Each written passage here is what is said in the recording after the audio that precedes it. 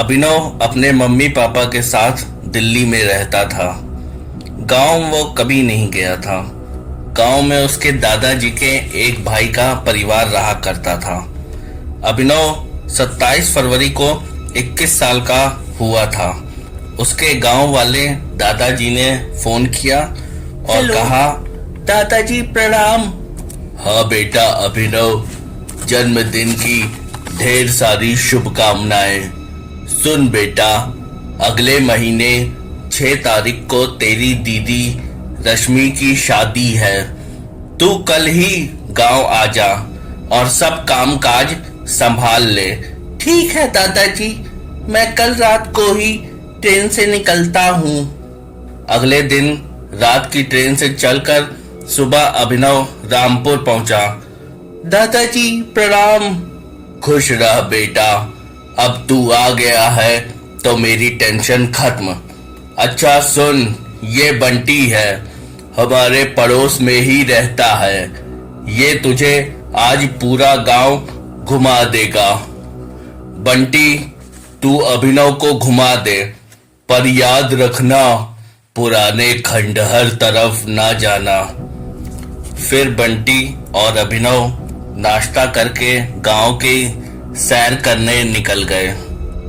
अरे यार बंटी, गांव तो बड़ा ही सुंदर है, और ये पुराना खंडहर क्या है? रास्ते में खंडहर दिखा तो अभिनव दौड़कर खंडहर के पास चला गया। उसे अजीब सी आवाजें सुनाई दी और वो भाग के वापस बंटी के पास आ गया और दोनों घर आ गए। घर पर अभिनव ने पूछा, यार बंटी बता ना, क्या राज है उस खंडहर का, और वो डरावनी आवाजें कैसे आ रही थी? फिर बंटी ने उस खंडहर की पूरी कहानी सुनाई। आज से 100 साल पहले वो एक जमींदार की हवेली हुआ करती थी। जमींदार, उनकी पत्नी और उनके बेटा बहू रहा करते थे। एक दिन उनके घर एक मौलवी आया, जिसे जमींदार ने रुपए और अनाज दिए। पर मौलवी की नीयत जमींदार की बहू को देखकर बिगड़ गई। उसने कब्रिस्तान में जादू टोना चालू किया, जिससे जमींदार के घर सब बीमार पड़ने लगे। फिर जमींदार की बहू ने एक बाबा को दिखाया, उससे बताया कि ये सब मौलवी कर रहा है।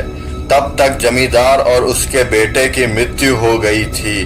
तब बहू ने बाबा से कहा, महाराज जी, जिसने हमारे घर ये सब किया है, आप ऐसा करिए कि ये सब पलट के उसी पर चला जाए और वो तड़प तड़प कर मरे। तब बाबा ने पूजा चालू किया और 2 दिन में मौलवी कब्रिस्तान में मिला।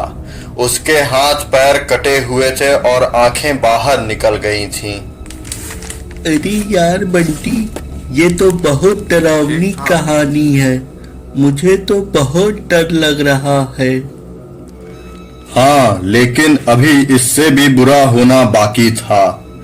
अपने पति की मौत से बहू सदमे में थी और कुछ ही दिन बाद उसने जहर खाके अपनी जान दे दी। और जमींदार की पत्नी भी पागल हो गई थी। वो इधर उधर घूमती रहती थी। कुछ दिनों बाद उसकी भी मृत्यु हो गई। तब से उस हवेली में किसी के रोने की और डरावनी आवाजें आती हैं, इसलिए उधर कोई नहीं जाता और धीरे धीरे हवेली खंडहर बन गई है। आज भी उसमें से डरावनी आवाजें आती हैं और किसी की भी हवेली में जाने की हिम्मत नहीं होती। हम लोग उसके आसपास से भी नहीं गुजरते। अभिनव बहुत डर गया और मन ही मन सोचा कि अब कभी गांव आऊंगा तो खंडहर तरफ नहीं जाऊंगा। फिर धीरे धीरे शादी का दिन आ गया और रश्मि की शादी हो गई। फिर अभिनव दिल्ली चला गया। दोस्तों, अगर आपको ये कहानी पसंद आई हो तो लाइक, शेयर, सब्सक्राइब करें और कमेंट में अपने सजेशन दें।